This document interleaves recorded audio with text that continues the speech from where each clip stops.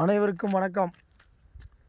இந்த இடம் தற்போது நீங்கள் பார்க்கும் இடம் விருதுநகர் மாவட்டம் காரியாவட்டி வட்டம் அச்சங்குளம் கிராமத்திலிருந்து மேலத்துலுக்கங்குளம் கிராமத்திற்கு செல்லும் சாலையாகும்.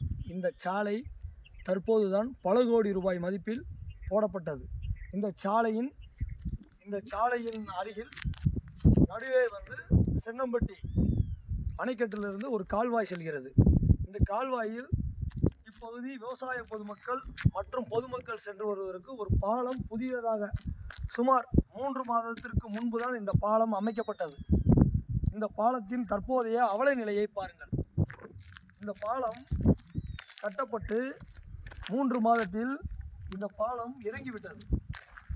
பாருங்க, இந்த பாலம் இறங்கிருச்சு. இதை பார்த்தீங்கன்னா இந்த பாலம் மேலே நல்லா லாங்கில் கம்மி. இந்த பாலம் பார்த்தீங்கன்னா ஃபுல்லாக இறங்கிருச்சு. ஒரு 2 அடிக்கு இறங்கிருச்சு. இதில் யாரும் மக்கள் பயன்பட முடியல.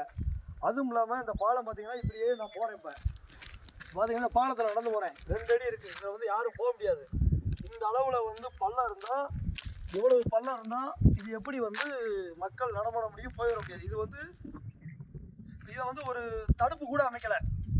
மக்கள் பாதுகாப்பு கருதி உடனடியாக இந்த பாலத்தை விருதுநகர் மாவட்ட ஆட்சியர் அவர்கள் ஆய்வு செய்து தரமில்லா பாலத்தை போட்ட கான்ட்ராக்டர் மற்றும் அதற்கு உறுதுணையாக இருந்த அரசு அதிகாரிகள் மீது தகுந்த நடவடிக்கை எடுக்க வேண்டும் என்பதை இக்கிராம பொதுமக்கள் சார்பாக, எங்கள் விவசாய சங்கம் சார்பாக கேட்டுக்கொள்கிறோம். மேலும் இந்த பாலத்தில் அந்த பக்கம் பார்த்தீங்கன்னா பெரிய ஒரு பொந்தே விழுந்திருக்கு.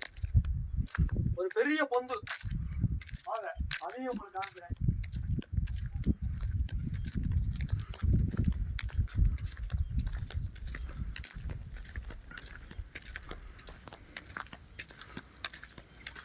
பாருங்க, இது கிட்டத்தட்ட இந்த பொந்து தனியாகவே இருக்கு.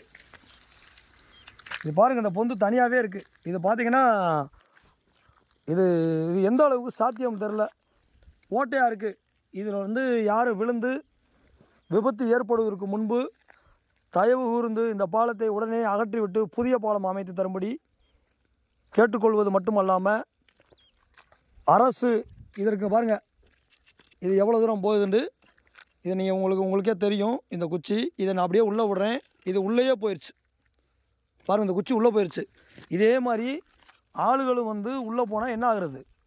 அதனால் இந்த பாலத்துக்கு சரியான முறையில் நடந்துள்ளது என்று ஆய்வு செய்த அதிகாரிகள் மீதும் உரிய நடவடிக்கை எடுக்கும்படி கேட்டுக்கொள்கிறேன். நன்றி, வணக்கம்.